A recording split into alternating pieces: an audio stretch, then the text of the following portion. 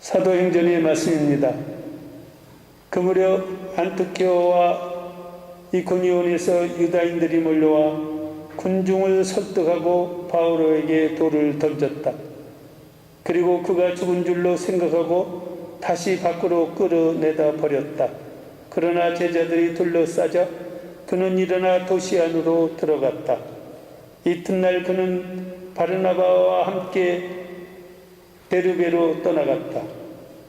바오로와 바르나바는 그 도시에서 복음을 전하고 수많은 사람들을 제자로 삼은 다음 리스트라와 이코니온으로 갔다가 이어서 안티오키아로 돌아갔다. 그들은 제자들의 마음에 힘을 북돋아주고 계속 믿음에 충실하라고 격려하면서 우리가 하나님의 나라에 들어가려면 많은 환난을 겪어야 합니다 하고 말하였다. 그리고 교회마다 제자들을 위하여 원로들을 임명하고 단식하며 기도한 뒤에 그들이 믿게 된 주님께 그들을 의탁하였다. 바오로와 바르나바는 피시디아를 가로질러 팜필리아에 다다르라 페르기아에서 말씀을 전하고서 아탈리아로 내려갔다. 거기에서 배를 타고 안티오키아로 갔다. 바로 그곳에서 그들은 선교활동을 위하여 하나님의 은총에 맡겨졌었는데 이제 그들이 그 일을 완수한 것이다. 그들은 도착하자마자 교회 신자들을 불러 하나님께서 자기들과 함께 해주신 모든 일과 또 다른 민족들에게 믿음의 문을 열어주신 것을 보고하였다. 그리고 제자들과 함께 오래 머물렀다. 주님의 말씀입니다. 하느님 감사합니다.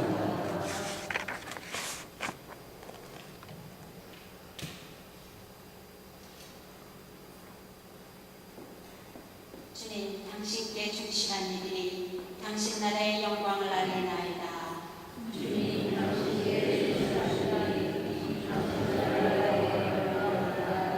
주님, 모든 종들이 당신을 찬송하고 당신께 충실한 이들이 당신을 찬미하나이다.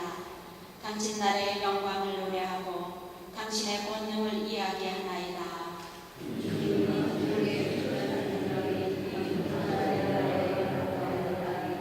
당신의 벽과 그 나라의 존귀한 영광 사람들에게 알리나이다. 당신의 나라는 영원 무궁한 나라, 당신의 통치는 모든 세대에 미치나이다.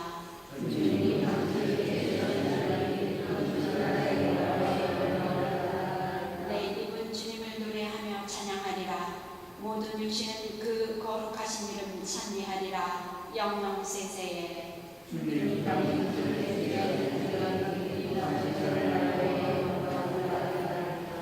알렐루야. 그리스도는 고난을 겪으시고 죽은 이들 가운데서 부활하시어 당신 영광 속으로 들어가셨네. 알렐루야.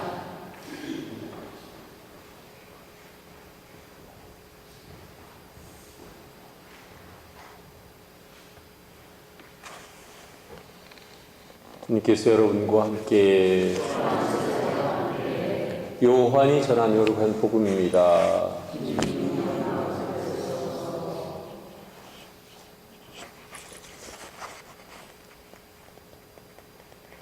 그때 예수님께서 제자들에게 말씀하셨다. 나는 너희에게 평화를 남기고 간다. 내 평화를 너희에게 준다. 내가 주는 평화는 세상이 주는 평화와 같지 않다. 너희 마음이 산란해지는 일도 겁을 내는 일도 없도록 하여라. 나는 갔다가 너희에게 돌아온다고 한 내 말을 너희는 들었다. 너희가 나를 사랑한다면 내가 아버지께 가는 것을 기뻐할 것이다.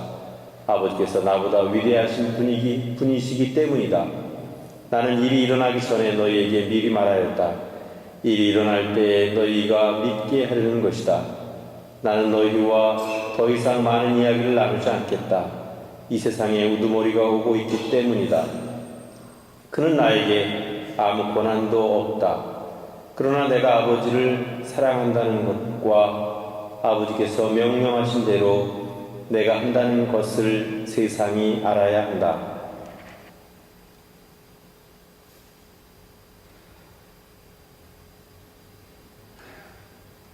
주님의 말씀입니다.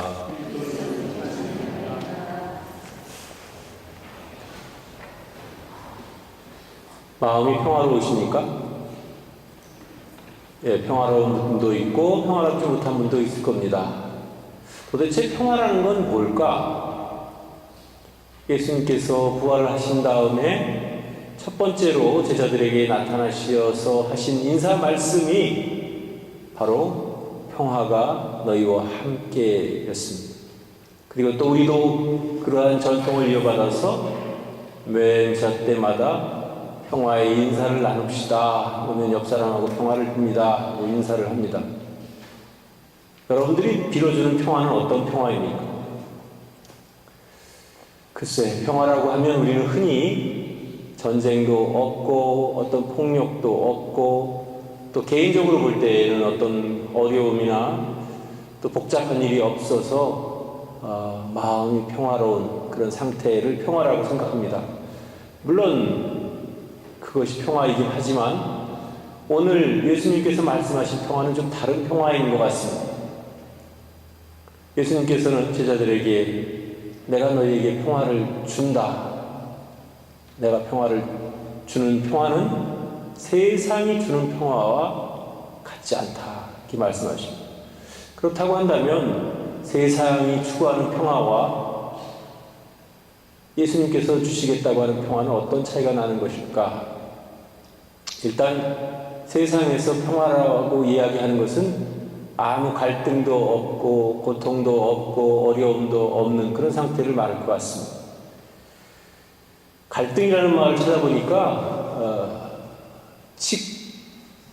칡넝쿨과 등나무가 서로 얽히고 설킨 것을 갈등이라고 한다고 나와 있던데 여러분들 아시겠지만 칡넝쿨이 얼마나 얽히고 설키니까 또 등나무가 얼마나 서로 꼬이고 꼬여가지고 그걸 일으킵니까? 그러니까 어떤 마음 안에 어떤 꼬임이 있어서 편하지 못한 그런 걸 갈등이라고 이야기하는데 갈등이 없는 상태가 그럼 평화로운 상태냐?